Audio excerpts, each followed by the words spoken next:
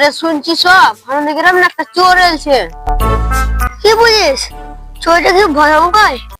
ভয়ঙ্কর না রে, চোরটা অনেক বোকা। কেন? গতকাল চোরটা একটা খালি ব্যাগ নিয়ে পালিয়েছে।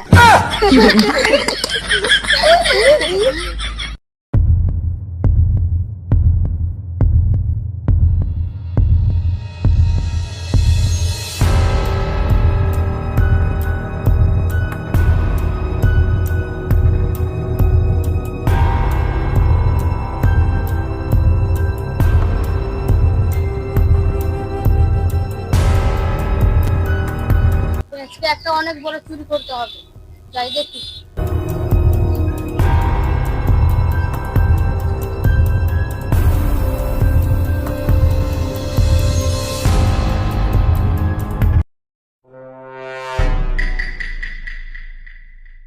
এতে একটা বড় সাইকেল পেয়েছি, যাই এটাকেই চুরি করি।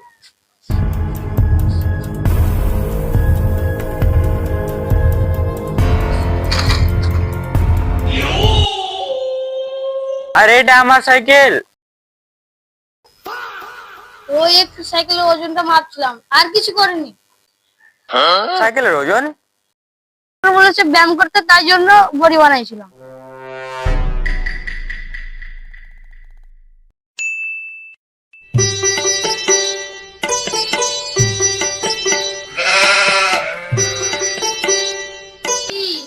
কি চাই?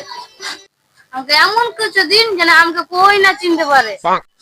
তাহলে একটা মুখোশ নিন। দাম কত? 50 টাকা। টাকা নাই। তাহলে ধার হবে না? চোরের আবার ধার হয় নাকি? চল বাড়ি যা, বাড়ি যা, হাট, বাড়ি যা।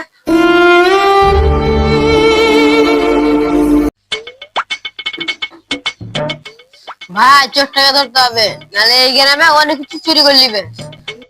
চল ভাই, এটা বুদ্ধি আছে, চোরকে ধরা চলে। কি বুদ্ধি ভাই? একটা বাক্স রাখবো, বাক্সের ভিতরে অনেক টাকা রাখবো। কিন্তু ভাই চোরটা জানতে কি করে পারবো আমরা টাকা থুবো? আমরা টাকার গল্প করবো, চোরটা যদি শুনে লাই তো আমরা রাখা সবাইকে লুকিয়ে থাকবো, চোরটা আসবে ধরে দিব। ঠিক আছে ভাই।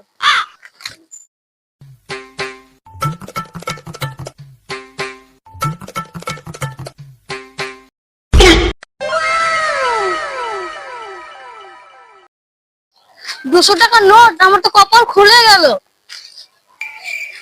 হ্যাঁ, আবার একটা 200 টাকার নোট। যাই আগে দেখি যদি আরো টাকা পাই।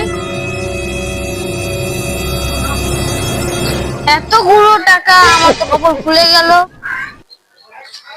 আর একটা 200 টাকার নোট, যে ওটাও নিলে। আরে আরে তুই ধরেছিস, আরে আরে আরে তুই ধরে।